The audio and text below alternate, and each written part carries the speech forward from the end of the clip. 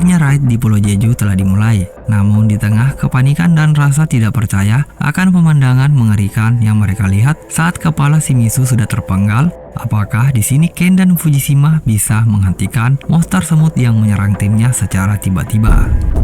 Oke, nggak usah mulut-mulut lagi. Seperti biasa sediakan kopi dan cemilan, and kita putar intronya.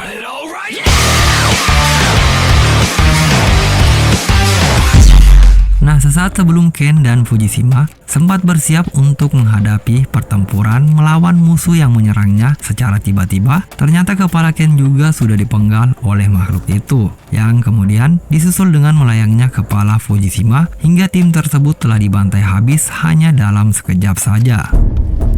Lalu kita kembali lagi ke situasi yang terjadi di dalam sarang semut, di mana Ma Dongwook mengetahui semut yang mereka hadapi sekarang adalah penjaga pribadi ratu.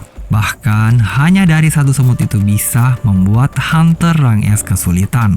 Tapi menurutnya monster semut ini hanya sekedar hewan buas. Ma Dongwook pun lalu menyusun rencana dengan mengandalkan hunter Cha-Hain, yang dimana saat itu Cha-Hain langsung mengeluarkan skillnya dengan menancapkan pedangnya ke tanah, sehingga membuat semua pergerakan semut itu melambat. Jadi sebelum seluruh semut penjaga itu dikalahkan, Ma Dongwook akan menarik perhatian sang ratu. Namun sesaat pergerakan ratu sudah semakin dekat dengan Ma Dongwook, kru kameramen yang berada di belakang tidak menyangka kalau jumlah penonton langsung meningkat menjadi 80%. Jadi ia pun berpikiran, jika jumlah penonton naik sedikit lagi, saat itu juga kameramen ini akan maju di dekat pertarungan agar pengambilan gambarnya bisa lebih jelas lagi. Nah, sementara Beonggu yang mengetahui gerak-gerik kameramen langsung saja menarik kerah bajunya sambil mengatakan, "Bos Rang S ada di tempat ini. Kami tidak bisa menjamin keselamatanmu jika kau bertindak ceroboh." Maka dengan ini, Beonggu menyuruh kameramen itu agar tetap di belakangnya karena pertarungan para hunter akan menjadi semakin serius. Mendengar itu dari Beonggu, kameramen itu lalu menuruti perkataannya. Karena menurut kameramen ini, walaupun mereka sama-sama hunter rang A bertipe healer, mungkin Beonggu mempunyai kemampuan bertarung yang lebih baik darinya. Nah, sementara itu di lain sisi terlihat para warga sedang menonton siaran langsung pertarungan para hunter di raid kali ini, yang dimana para hunter harus membunuh semut penjaga agar lekas membantu Ma Dongwook yang sedang berduel dengan ratu semut seorang diri. Kemudian sesaat itu juga Baek Yong-ho dan tim berhasil mengalahkan setengah dari semut penjaga ratu. Hingga akhirnya semua semut penjaga pribadi ratu berhasil dikalahkan dan yang tersisa tinggal ratu semut saja. Kemudian sesaat siaran langsung sudah menyebar luas ke seluruh penjuru dunia, penyelenggara di salah satu stasiun TV Korea terlihat sedang menghubungi direkturnya, sembari mengatakan kalau jumlah penonton baru saja meningkat menjadi 85%, dan ini merupakan rekor terbaik selama ini. Karena menurutnya Korea akhirnya bisa menempatkan diri dari 7 golongan negara yang bisa menyelesaikan Gate Rang S. Nah, sementara itu kita kembali lagi di pertarungan, yang dimana pada saat Ma Dongwook menangkis serangan ratu semut dengan tamennya, para hunter yang sudah mengalahkan semut penjaga langsung melancarkan serangannya terhadap ratu semut. Sembari Baek Yong-ho menyemangati tim dengan mengatakan, "Jangan takut, ratu tanpa penjaga itu tidak ada apa-apanya." Sesaat itu juga ratu semut lalu memuntahkan racun dari mulutnya, sehingga membuat Baek Yong-ho dan Ma Dongwook terluka. Nah, melihat apa yang terjadi terhadap mereka berdua, Beonggu dengan sigap langsung menyembuhkan keduanya dengan skill healer miliknya, sembari berpikiran, kalau ingin menghancurkan kami, seharusnya ratu semut itu menyerang hunter bertipe healer dulu. Sesaat itu juga ratu semut langsung melancarkan serangan terhadap Beonggu. Tapi mengingat Ma Dongwook sudah pulih, ia pun melindungi Beonggu dengan tamennya sambil mengatakan, "Tunggu dulu bro, aku tidak akan membiarkanmu menyerang healer kami dengan mudah."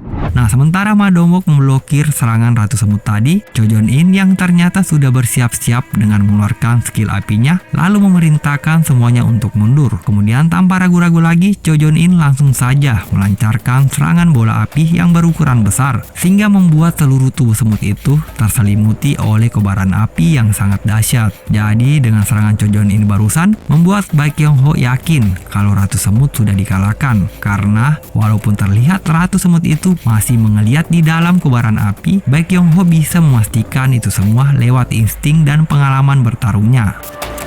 Namun pada saat semuanya merasa kalau kemenangan sudah ada di depan mata, seketika itu terdengar raungan dari Ratu Semut, sehingga membuat Baek Yong-ho mengatakan kalau itu bukanlah raungan kematian, melainkan raungan memanggil bantuan. Maka dengan kejadian barusan, membuat Cha Hae-in langsung menghentikan raungan Ratu Semut dengan menebas kepalanya. Kemudian di lain sisi, wakil kapten dari tim Jepang, Reiji Sugimoto, menginformasikan kepada Goto kalau seluruh semut yang berada di luar pulau semuanya kembali ke sarangnya. Karena menurut Reiji, sinyal pengganggu yang sudah terpasang di sekitar pulau sudah tidak lagi mempan terhadap para semut. Dengan demikian, Goto pun berpikiran, sebenarnya apa yang terjadi di sini. Nah, sementara Cha Hae-in yang sudah menganggap kalau semuanya sudah selesai berkat tebasannya tadi, serta Lim Tae-gyu yang merasa kalau Hunter Korea sudah masuk golongan dari 7 negara yang bisa menyelesaikan Getrang S, di sini Baek Yong-ho belum yakin karena ia merasa ada sesuatu yang aneh.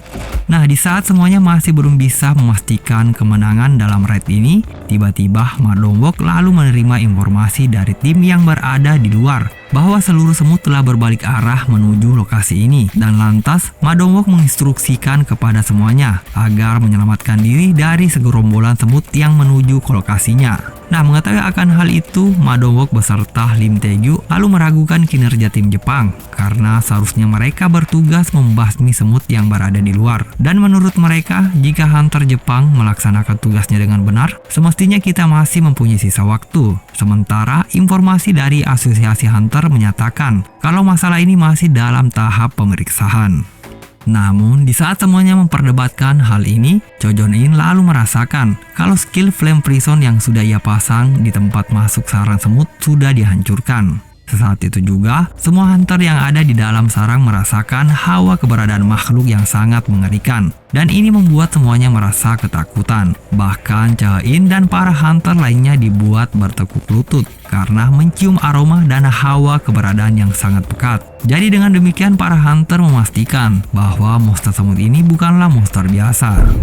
Nah, kemudian di saat semut itu berjalan menuju Ratu Semut yang sudah mati, serta Ma Dong-wook yang berhadapan di depan monster itu, ia pun berpikiran kalau kita tidak punya waktu untuk berdiam diri dan harus bergegas untuk membunuh monster itu terlebih dahulu. Tapi pada kenyataannya, pikirannya tidak sejalan dengan tubuhnya, di mana pada saat monster itu melewatinya, insting bertarungnya mengatakan jika ia melakukan perlawanan sekarang, itu sama saja dengan mati. Maka Ma Dong-wook pun hanya terdiam sembari membiarkan monster itu melewatinya. Nah, melihat monster ini sudah sampai di lokasi ratunya yang sudah mokat, para hunter hanya bisa menyaksikan tanpa perlawanan.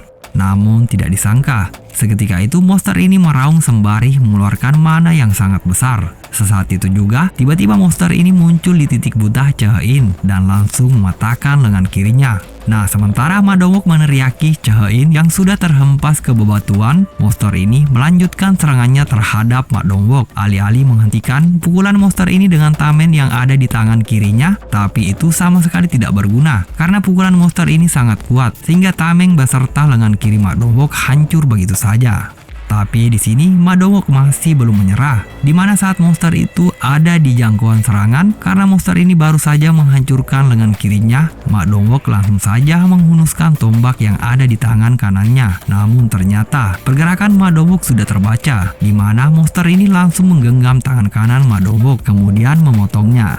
Nah, setelah memotong kedua lengan Ma Dong-wook, monster ini kembali melanjutkan serangannya ke setiap hunter yang ada di sini. Yang mana pertama-tama menyerang Baek Yong-ho, dilanjutkan dengan Cho Jong-in beserta Lim Tae-gyu. Rupanya semua hunter yang ada di sini dibuat tidak berkutik di hadapan monster ini. Tapi di saat monster ini mengira para hunter sudah dikalahkan, kedua lengan Ma Dong-wook ternyata sudah pulih kembali. Sembari ia bergumam, walaupun monster ini memotong kedua lengannya, selama Beongguk masih hidup, serangan monster barusan bukanlah masalah buat para hunter di sini. Itu dikarenakan Beongguk memiliki skill kamuflase, dan ini adalah skill terbaik bagi healer sepertinya, di mana ia bisa menyembunyikan diri serta hawa keberadaan sepenuhnya. Tapi skill ini mempunyai kelemahan karena ia harus diam dan tidak bergerak sedikit pun. Walaupun monster itu menargetkan Beongguk, tapi ia tidak tahu di mana lokasi keberadaannya, dan ini membuktikan kalau timnya tidak bisa dikalahkan dengan mudah.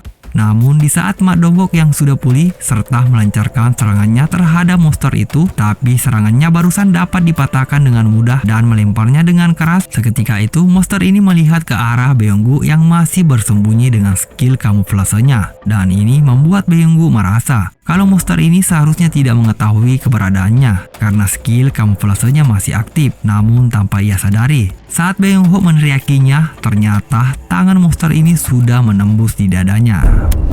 Nah guys, sampai di sini dulu. Jadi tetap pantau channel ini. Jangan lupa subscribe, like, and share video ini jika kalian kepengen menunggu cerita dari kelanjutan anime ini. Salam ALT.